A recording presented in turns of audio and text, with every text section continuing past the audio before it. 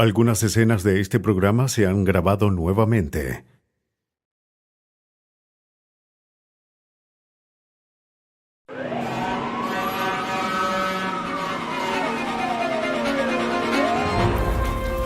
Un mortífero incendio en Boise, Idaho, deja sin vida a un padre y a sus 2 hijastros.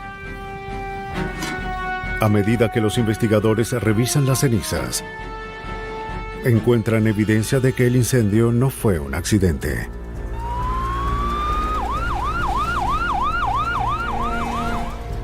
En el norte de California reportan la desaparición de un hombre, y todo parece indicar que se trata de un trágico accidente. Pero una investigación de rutina pronto demuestra una red de engaños, fraude y posible asesinato. Cuando hay dinero involucrado, algunos depredadores no se detienen ante nada para ganar la confianza de sus víctimas. Pero incluso las tramas más complejas pueden quedar descubiertas cuando hay quienes están decididos a hacer justicia para aquellos que han sido fatalmente traicionados.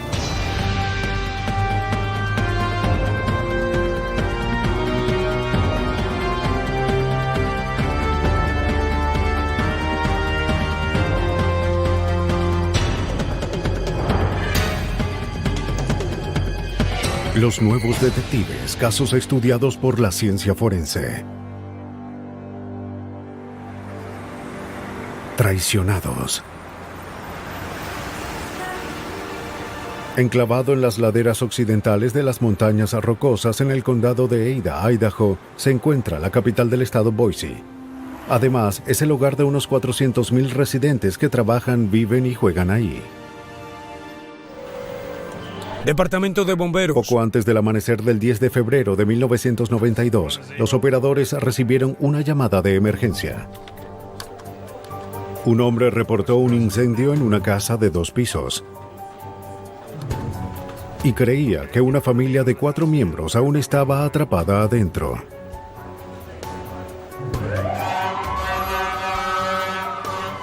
En minutos, bomberos y unidades de emergencia de la zona respondieron al llamado. Por acá. Alto. Más arriba. Creo que es suficiente así. ¡Vamos! Las llamas y el humo consumieron la casa.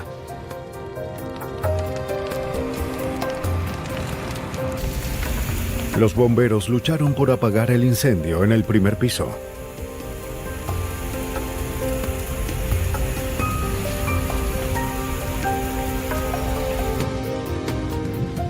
Los rescatistas se abrieron camino a través de las llamas y el humo espeso para revisar si alguien había quedado atrapado. ¿Alguien? Sí.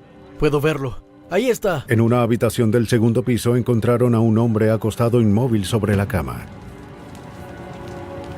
Listo. ¡Vamos! Encontraron a una joven en el piso a pocos metros. Tenemos que sacarla.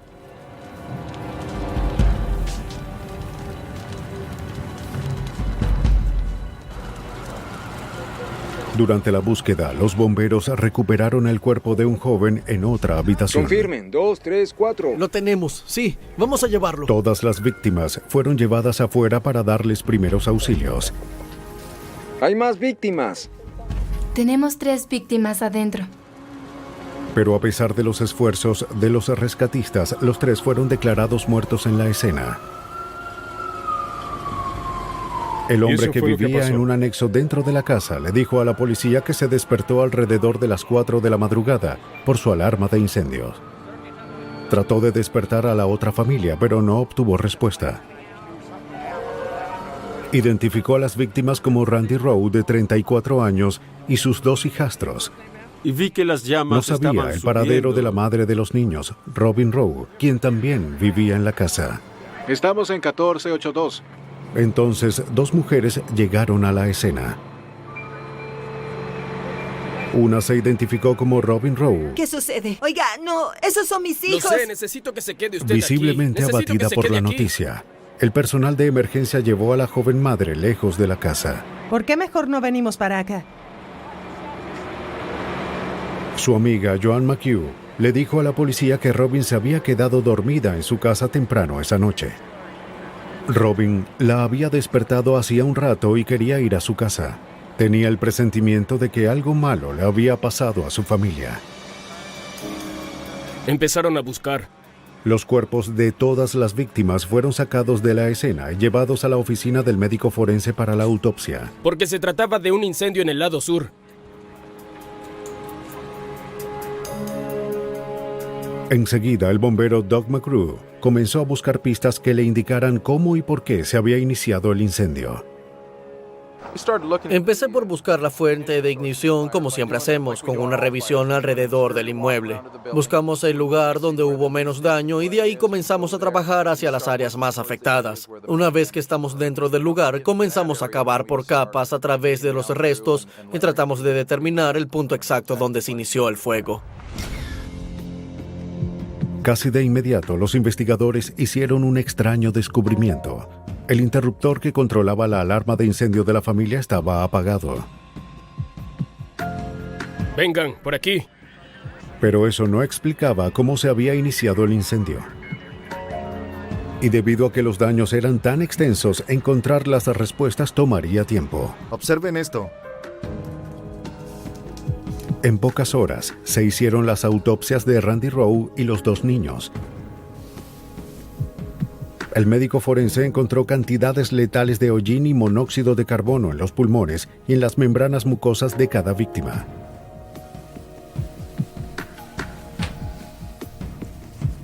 Concluyó que los 3 habían muerto por inhalación de humo causada por el incendio.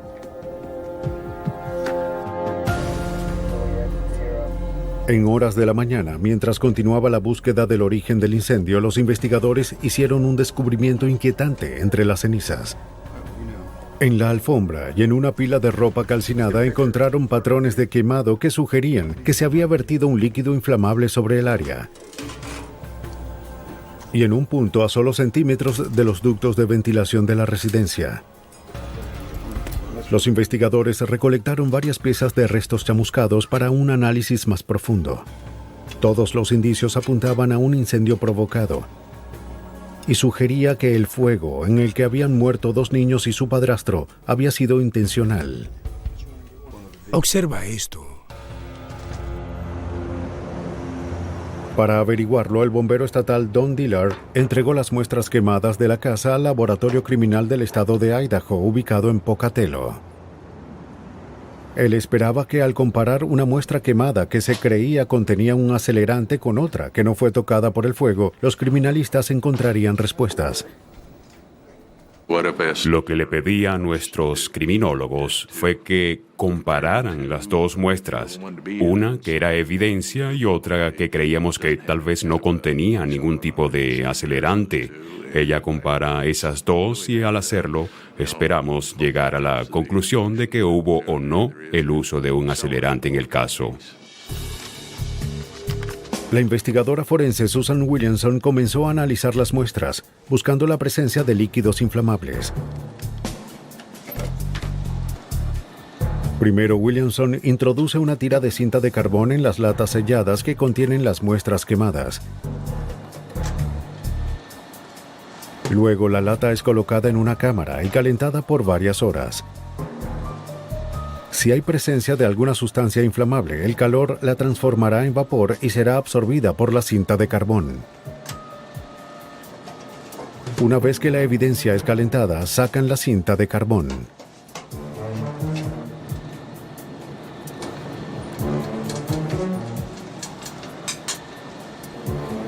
Para recuperar cualquier vapor atrapado, se le agregan solventes a la cinta para condensarlo.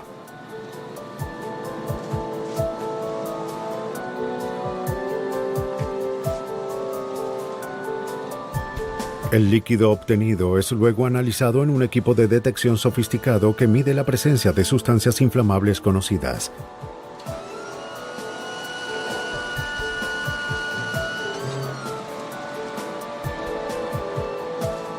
Una vez que culminó el proceso, Williamson analizó los resultados. Una de las muestras contenía un líquido inflamable y en este caso identifiqué un destilado de petróleo pesado. Estos pueden incluir sustancias como queroseno, combustible diésel 1 y 2, gasolina, gasóleos, fuel oil u otros. El análisis demostró que el fatal incendio fue provocado. Y lo más inquietante era que se trataba de un triple homicidio.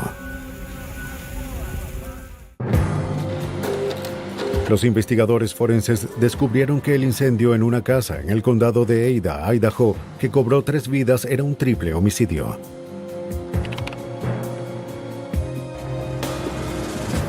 Los hallazgos fueron remitidos a investigadores de homicidios.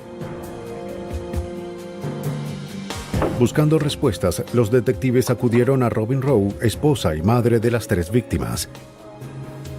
Sí, yo... Cuando se le preguntó por qué no estaba en la residencia la noche del incendio, Robin explicó que se estaba quedando en casa de una amiga.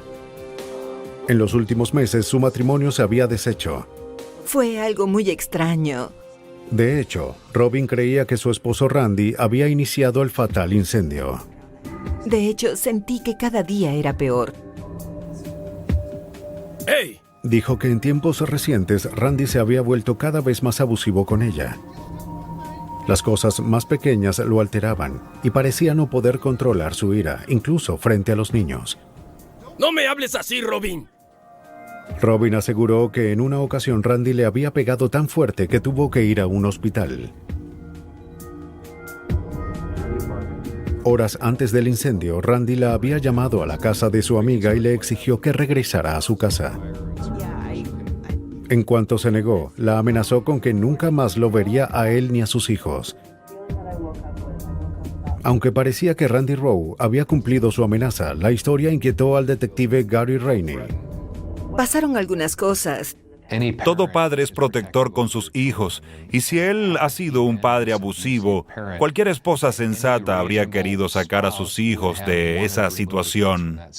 Su historia era que él había sido abusivo con ella, no con los niños.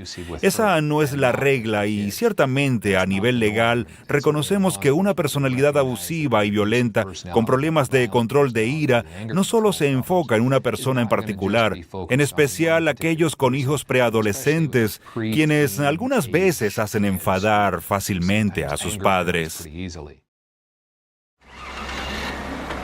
Con sus sospechas en aumento, la policía quería saber más sobre el matrimonio Rowe y corroborar la coartada de Robin. Así es. Comenzaron con John McHugh, la mujer con quien Robin se encontraba al momento del incendio.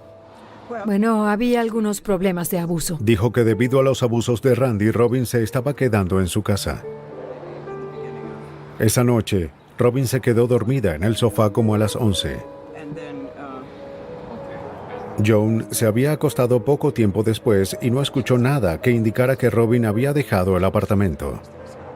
Ella no tenía dudas de que Robin era una víctima de violencia doméstica. ¿Los dos buscaban ayuda o...? Por supuesto. Y dijo que esa situación tenía algún tiempo, pero que no se lo había contado a nadie. Todo pareció empeorar en unas 4 o 5 semanas. No estoy segura. Algunas veces llegó aquí muy tarde en la noche con los niños porque estaban huyendo de Randy. La información le dio a Robin Rowe una coartada sólida para el momento de las 3 muertes. Y los resultados del análisis forense hicieron plausible el hecho de que Randy Rowe se había quitado la vida y la de sus 2 hijastros en un vengativo impulso de ira. Pero esta teoría podía ser refutada. Me enteré que hubo problemas de violencia doméstica, pero un par de personas llamaron y supe, de acuerdo a ellos, que no había violencia doméstica. De manera que algo no encajaba. Para indagar más, la policía citó a declarar a la hermana de Randy. ¿Notó alguna señal de que Robin y los niños fueran víctimas de algún tipo de violencia? ¿Vio moretones en algunos de ellos? Ella no creyó que Robin fuera víctima de violencia doméstica como se había retratado. ¿En alguna discusión? Aunque Randy y Robin habían empezado a pelear cada vez más, él no era una persona violenta. Los niños eran todo para Randy. ¡Feliz cumpleaños, Andy! Su hermana sabía que él nunca les haría daño. ¡Sí! Y de acuerdo con la hermana, Robin trataba a Randy como si fuera la niñera de sus hijos. Como resultado, Randy hablaba abiertamente de la posibilidad de divorciarse. Pero amaba a los niños como si fueran suyos. No, yo creo que era... Y los niños habían dejado en claro que no querían que Randy se fuera. Eso no me agradaba. Los niños le habían dicho a Robin en una oportunidad que querían quedarse con Randy y no irse con ella. Y, por supuesto, ellos eran los hijos biológicos de Robin, no de Randy. Para resolver las contradicciones de la información sobre la pareja, los investigadores decidieron indagar más en los antecedentes de Robin. Lo que encontraron fue alarmante. De acuerdo a los registros, Robin perdió trágicamente a un hijo unos 15 años atrás. Su hijo de 6 años había muerto en un incendio sospechoso en su casa de California. Y los investigadores nunca pudieron determinar la causa del fuego. Pero para la policía de Idaho, las similitudes entre las tragedias tenían que ser más que coincidencia. Ahora Robin Rowe se perfilaba como la principal sospechosa de las muertes de su esposo y sus 2 hijos. Pero con una coartada sólida y sin un móvil claro para explicar un crimen impensable, la policía sabía que probarlo no iba a ser fácil. La policía del condado de Ada, Idaho, luchaba por encontrar respuestas sobre un incendio fatal que acabó con 3 vidas. Robin Rowe, esposa y madre de las víctimas, contaba con una coartada irrefutable para la noche del crimen. Pero toda la evidencia apuntaba a ella como la principal sospechosa. Lo que los investigadores necesitaban eran pruebas. Es lo que tenemos que investigar. Buscando pistas potenciales, empezaron a revisar las declaraciones hechas por los amigos y familiares de Robin. Los hijos del esposo, Randy. Descubrieron que un amigo dijo que unos días antes del incendio, Robin había mencionado que había alquilado una unidad de depósito y se había llevado algunas de sus pertenencias. El tiempo del alquiler era muy cercano a los asesinatos como para ser ignorado por la policía. El detective Gary Rainey siguió la pista. Pronto pudo localizar el depósito que Robin había alquilado. Con una orden judicial, los investigadores revisaron la unidad. Ahí encontraron cajas de papeles personales de Robin. Entre ellos, había un sobre con varios cientos de dólares en efectivo y recibos del bingo donde Robin Rowe trabajaba.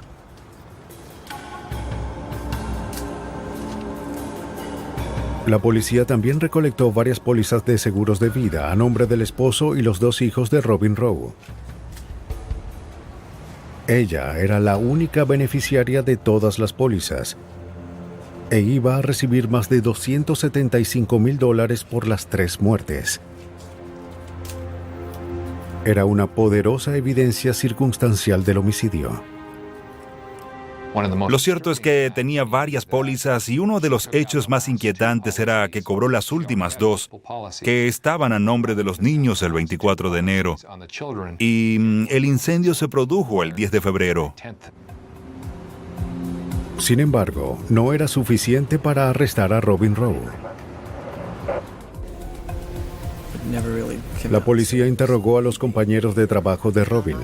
No directamente, hubo una discrepancia sobre dinero. La gerente se sorprendió al saber que el efectivo y los recibos se habían encontrado en la unidad de depósito. Robin había reportado que los ingresos del último juego de bingo se habían destruido en el incendio donde su familia había muerto. Aunque las autoridades carecían de evidencia física sólida del asesinato, ahora tenían pruebas de malversación. La principal sospechosa en la investigación del triple homicidio fue arrestada y acusada de hurto mayor.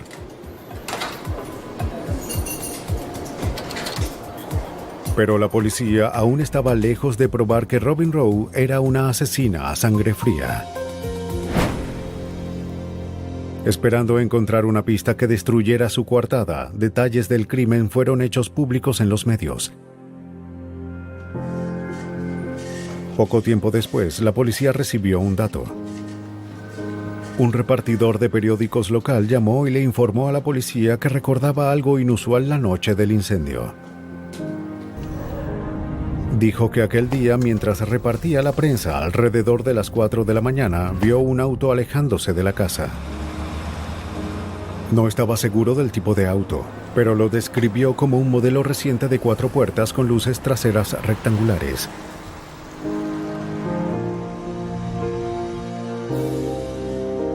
El detective Ken Smith le pidió al repartidor acudir a la comisaría. Antes de su llegada, habíamos dispuesto en el estacionamiento del departamento varios vehículos similares al de Robin Rowe, incluyendo su auto. Lo paseamos por el estacionamiento y le dijimos que buscara y viera si había algún vehículo que coincidiera con la descripción del que él había visto la mañana del incendio. Y cuando vio el auto de Robin Rowe, lo identificó de inmediato y declaró que era el mismo estilo, mismo color y parecido al auto que él había visto el día del incendio. ¿Estás seguro? Definitivamente es. El testigo había identificado un auto similar al de Robin Rowe cerca de la escena del crimen poco tiempo antes del incendio que consumió la casa. Sí, gracias. Los detectives aún tenían que superar un obstáculo mayor. La amiga de Robin, Joan McHugh, le había dado una coartada sólida para el momento de los homicidios. Aunque la policía no creía que Joan estaba mintiendo, tenían la teoría de que Robin había logrado escabullirse inadvertida del apartamento. El detective Gary Rainey estaba resuelto a averiguarlo. Concebí una situación hipotética para tratar de probar o descartar la presencia de Robin en el apartamento, y eso implicaba confrontar a Joan con Robin con la idea de que ella se había levantado a mitad de la noche, a las 3:30, que era la hora que sabíamos que el incendio se había iniciado, de modo que Joan le dijera a Robin que bajó a tomar agua y ella no estaba ahí. Cuando Joan McHugh fue contactada, accedió a que la próxima vez que Robin la llamara desde la prisión, le iba a contar la historia falsa y grabaría la conversación. Joan estaba más que feliz de cooperar.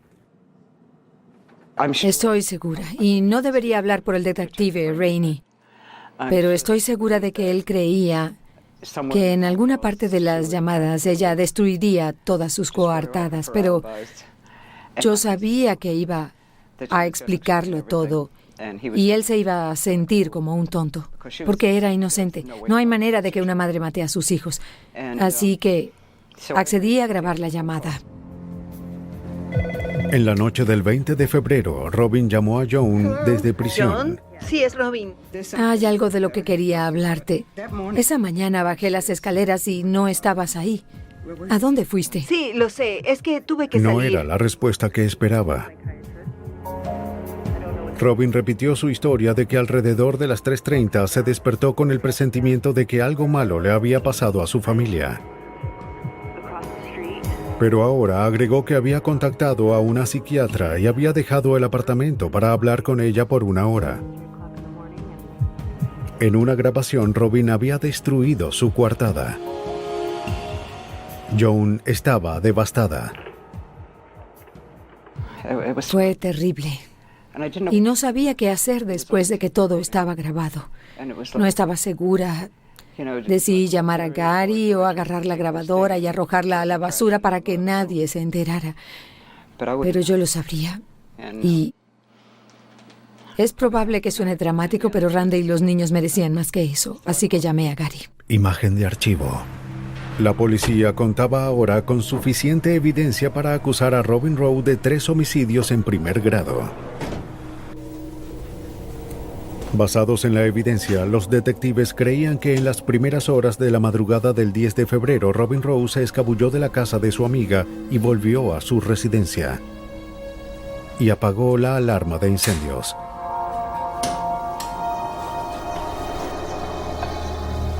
Entonces, llevada por un retorcido deseo de cobrar las pólizas del seguro de vida de su familia, colocó una pila de ropa cerca de los ductos de ventilación e inició el incendio fatal.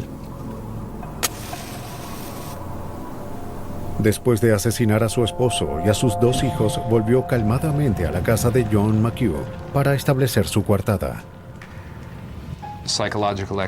Expertos en psicología me describieron que es solo un balance en su mente de lo que es mejor para ella. El esposo y sus 2 hijos, o la ganancia de unas pólizas de vida y la oportunidad de mudarse a otro estado. Lo único que hizo fue sopesar ambas cosas y decidió que el dinero y una nueva vida era lo que ella quería en ese momento. Robin Rowe fue sentenciada por incendio provocado y 3 homicidios en primer grado, el de su esposo y sus 2 hijos. Fue condenada a muerte. La policía de Idaho tuvo que conciliar información contradictoria para encontrar la verdad. En California, la policía tiene que sortear un complejo laberinto para revelar un asesinato. Conocido por sus climas templados y sembradíos abundantes, el condado de Yolo en California ofrece un estilo de vida rural tranquilo a kilómetros fuera de Sacramento, la capital del estado. Pero los habitantes no están exentos de tragedias. En la mañana del 5 de febrero de 1997, los operadores de emergencias del Departamento de Policía del Condado de Yolo recibieron una llamada de una madre preocupada. Temía que su hijo estuviera desaparecido. Los oficiales acudieron a la casa. Patty Howard le dijo al oficial que no sabía nada de su hijo Nick, de 18 años, desde la noche anterior. Sí, no lo he visto. Patty dijo que la noche anterior, Nick la había ayudado a cerrar el taller de pintura automotriz, propiedad de la familia Howard. Al momento de irse, dijo que tenía que ir a recuperar su billetera, que se le había quedado en un restaurante cercano. Le dijo a su madre que regresaría a casa en un par de horas y se despidió.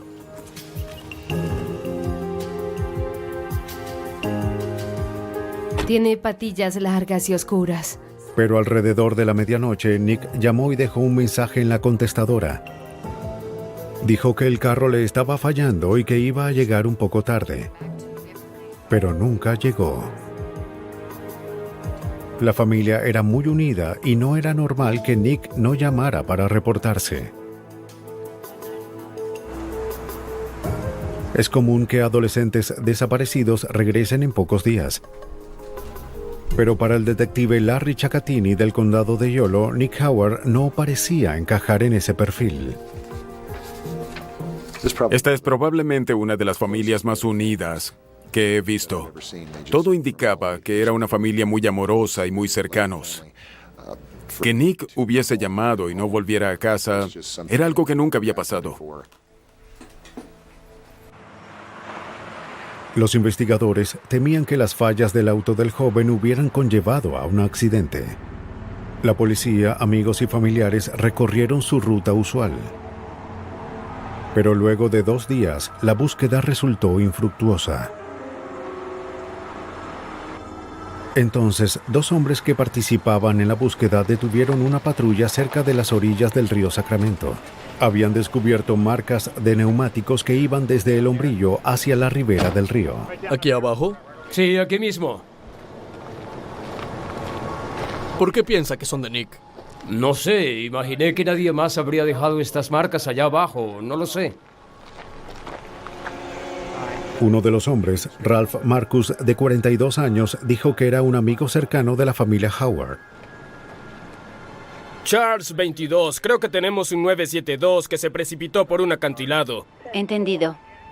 Ralph dijo que él y su compañero Jake Stanton estaban buscando a Nick cuando encontraron las marcas.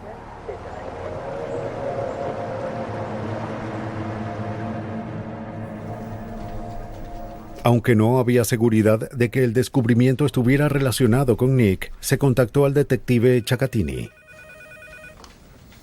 Él conocía bien esa parte de la autopista y las noticias no eran alentadoras.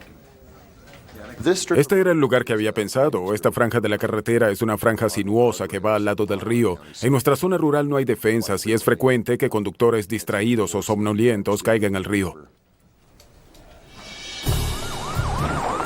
Unidades de búsqueda y rescate del Departamento de Policía del Condado de Yolo y oficiales de la Patrulla de Caminos de California acudieron a la escena.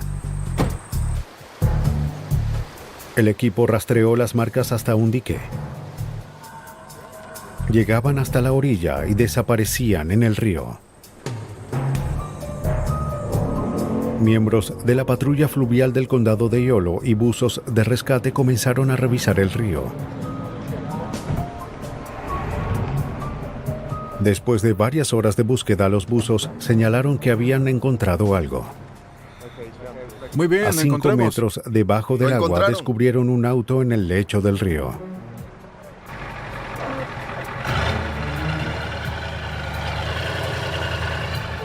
Una grúa sacó el auto del río pantanoso.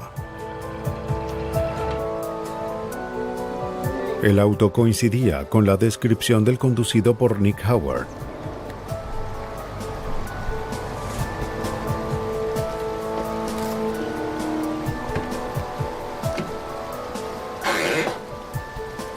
Una billetera recuperada del asiento de pasajeros contenía la licencia de conducir del adolescente desaparecido.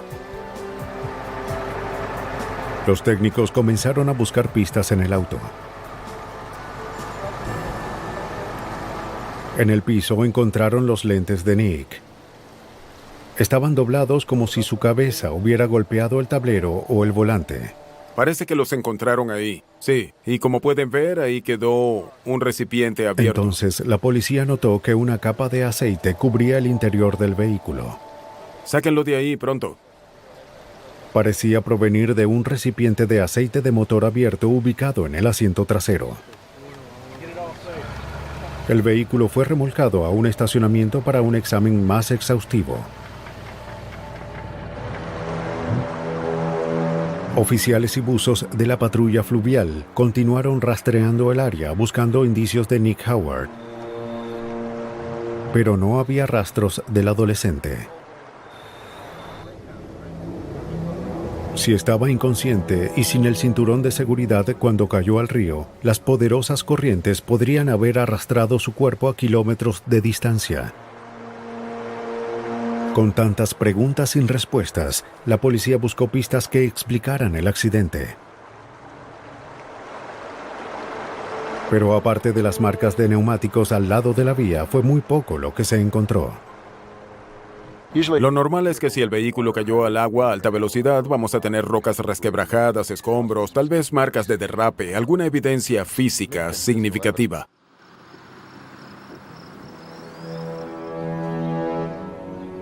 Mientras proseguía la investigación, los detectives recibieron una información inesperada. La familia de Nick Howard entregó unos papeles que encontraron cuando revisaban su habitación. Uno era una póliza de vida a nombre del adolescente valorada en $850,000. Además, había un cambio inconcluso del beneficiario en la planilla, en la que se colocó a Ralph Marcus, el hombre que había descubierto las marcas de neumáticos en el río, como el nuevo beneficiario. A la policía le sorprendió de que una persona tan joven como Nick Howard tuviera una póliza de seguro tan cuantiosa. En esencia, estaba gastando una cuarta parte de su ingreso mensual en una póliza de vida, lo cual era extraño, ya que esto no es algo en lo que una persona de 18 años de edad esté pensando, en especial por tanto dinero. Tome asiento. Y esa no era la única noticia inquietante. Un conocido de Nick Howard presentó información a la policía. Cuénteme sobre la póliza de seguro. Él creía que Nick estaba sano y salvo. Dijo que recientemente el joven se jactaba diciendo que su póliza de seguro lo haría millonario. Todo lo que tenía que hacer era fingir su muerte, desaparecer y dejar que Ralph Marcus cobrara la póliza. Habló sobre un gran monto y de eso es lo que hablaba. Una prueba de polígrafo confirmó más tarde que decía la verdad. La búsqueda frenética de un adolescente desaparecido había tomado un rumbo inesperado. Ahora los investigadores tenían que considerar que Nick Howard había simulado el accidente de tránsito y su propia desaparición. Para averiguarlo, la policía buscó la ayuda de la Unidad de Reconstrucción de Accidentes Viales de la Patrulla de Caminos de California. Usando como guía las marcas de neumáticos encontradas al lado de la vía, el investigador Steve Walker analizó la escena. Mediciones detalladas indicaban que el auto se salió de la carretera en un ángulo de 45 grados y no había evidencia de salto o rebote sobre el hombrillo. Esto sugirió que la velocidad del auto no era superior a 22 kilómetros por hora cuando se salió de la vía. Era improbable que un conductor adormilado o distraído hubiese provocado que el vehículo terminara en el río. Y tampoco había evidencia que sugiriera una colisión. No había restos, no había manchas de fluidos sobre el pavimento. No había nada de lo que se suele observar en una colisión de tránsito. Era muy raro y más bien encajaba con la idea de que el auto no se había salido de la carretera de forma violenta, sino que había sido preparado para hacerlo de una forma más controlada. Luego la policía examinó el motor del auto de Nick Howard, buscando algo que explicara el accidente. Casi de inmediato encontraron una pista. Una tapa plástica había sido introducida en el regulador de combustible para dejarlo abierto. Y la tapa provenía del recipiente de aceite de motor que fue encontrado en el interior del vehículo. Así estaría el auto. Ante las sospechas, la policía acudió al experto Charles Radford de la Patrulla de Caminos de California.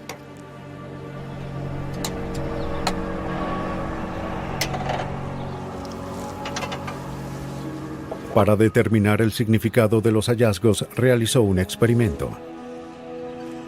Acuñó una tapa en el regulador de combustible de un auto de transmisión manual. Puso una velocidad y prendió el motor. El motor aceleró hasta 6.000 revoluciones por minuto y avanzó dando tumbos. Y en segundos obtuvimos velocidades que alcanzaron los 32 kilómetros por hora y en cuarta una media de 24 kilómetros por hora en un rango entre 30 y 45 metros. Esto demostró que era muy fácil para alguien poner un auto en el río usando una tapa de un envase de aceite. Toda la evidencia que la policía había reunido apuntaba a creer que Nick Howard, de 18 años, había simulado su propia desaparición.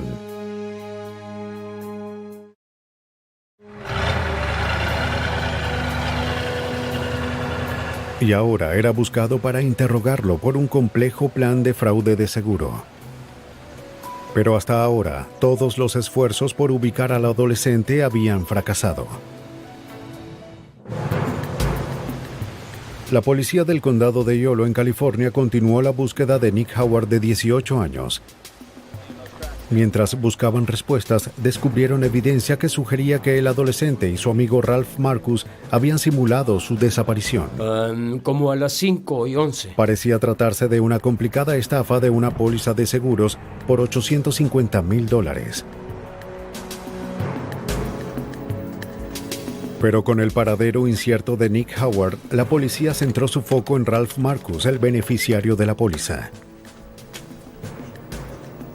La revisión de los antecedentes del hombre de 42 años intensificó las sospechas del detective Larry Ciacatini de que la desaparición era un engaño y que Marcus estaba involucrado.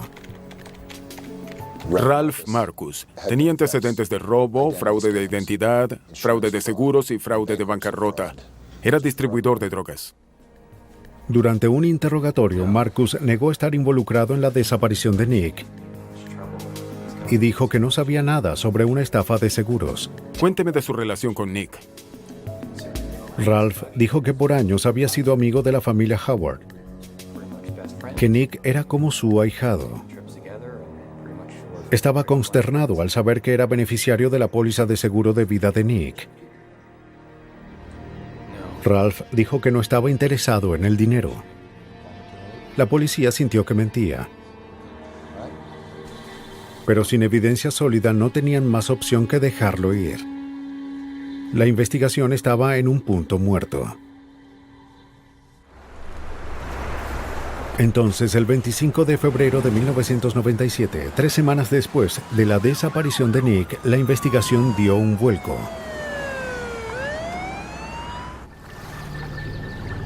Pero no era el esperado. Un hombre que pescaba en el río Sacramento llamó a la policía al descubrir restos humanos.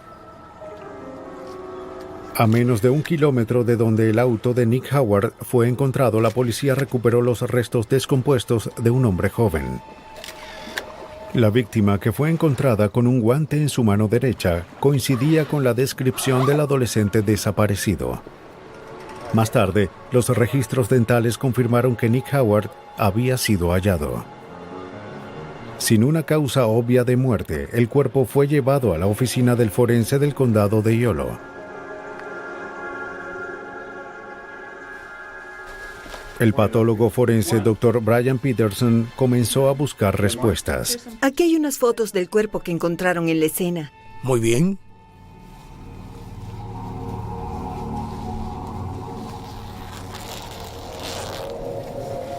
Un examen más detallado del guante y la ropa mostraron que no había rastros de aceite de motor. Y eso sugería que Nick no estaba dentro de su auto cuando éste entró al agua. Para el detective Ciaccattini, esto no tenía sentido.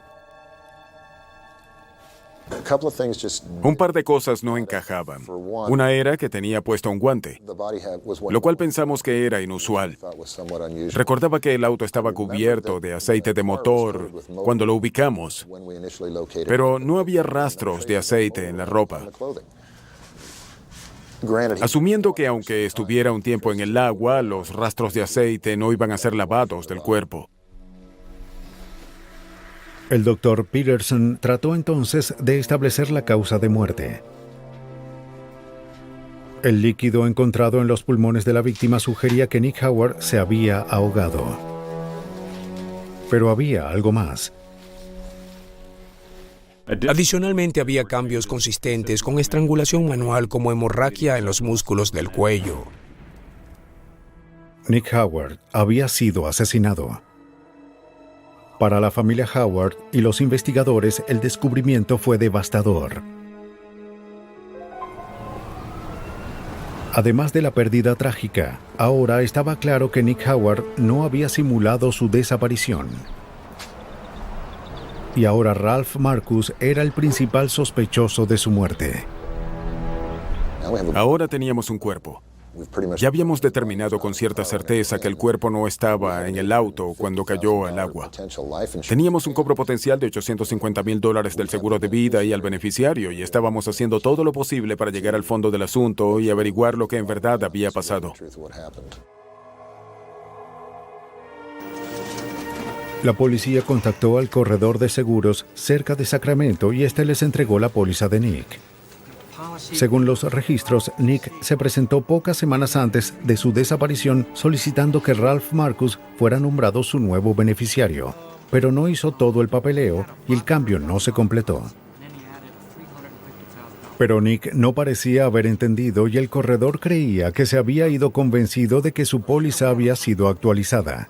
Venga conmigo, por favor. En opinión del corredor de seguros, Nick dejó la agencia creyendo que el cambio se había concretado y que Ralph Marcus era el beneficiario.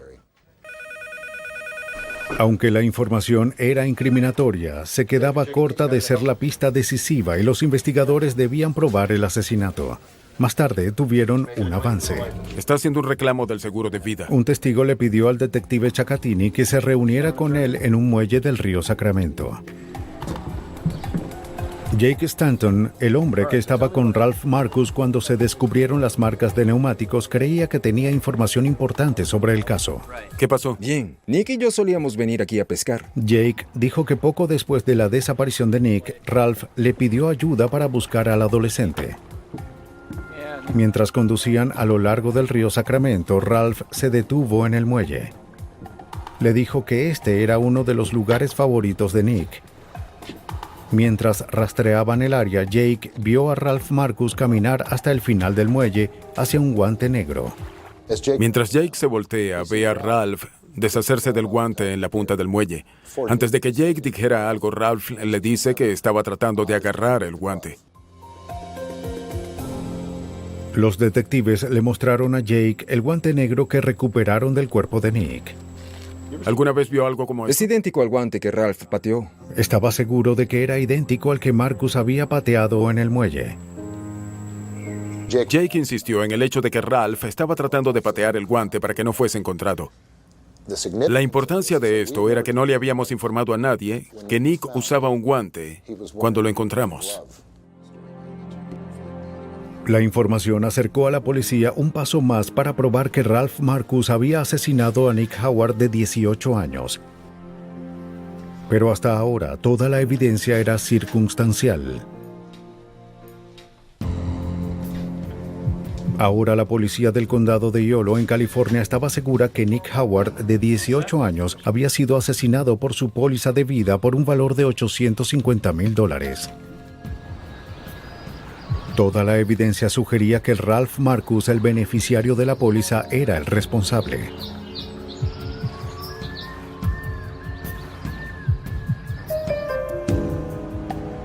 El sospechoso fue citado para otra entrevista. La policía le mostró el guante negro que había sido recuperado de la víctima. Aunque testigos vieron a Marcus patear un guante idéntico en el río Sacramento, él negó haberlo visto antes. Marcus continuó insistiendo en que no tenía conocimiento de la póliza de vida de Nick y que no estaba involucrado en su muerte. Destacó que había hecho grandes esfuerzos para ayudar a encontrar a Nick después de su desaparición. Pero los detectives creían que Ralph Marcus había hecho eso solo para desviar la atención sobre él. Sí, de acuerdo. Muchas gracias. Las autoridades consiguieron una orden para registrar la casa que Ralph compartía con su madre. Ahí encontraron varios documentos relacionados con la póliza de seguro de Nick Howard y que Marcus estaba en el proceso de reclamar los $850,000. El sospechoso conocía bien la póliza de vida de Nick, algo que negó repetidamente. Fue puesto bajo arresto y acusado de homicidio en primer grado. La policía creía que Ralph Marcus había logrado convencer a Nick Howard, de 18 años, a fingir su propia muerte después de nombrarlo beneficiario de su póliza de vida. Pero Marcus nunca tuvo la intención de repartir el dinero. Una vez que el plan estaba listo, golpeó y estranguló al adolescente y lo lanzó al río para que muriera.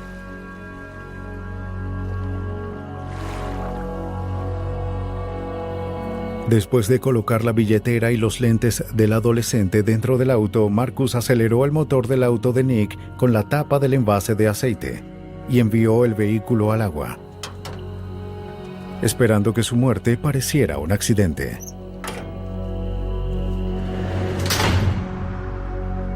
Ralph Marcus fue sentenciado a cadena perpetua por el homicidio en primer grado de Nicholas Howard. La avaricia y el egoísmo pueden ser motivos poderosos para el asesinato. Y cuando el asesino es astuto, la verdad puede ser esquiva. Pero los detectives y científicos forenses están dedicados a encontrar justicia para aquellas víctimas desprevenidas que han sido traicionadas.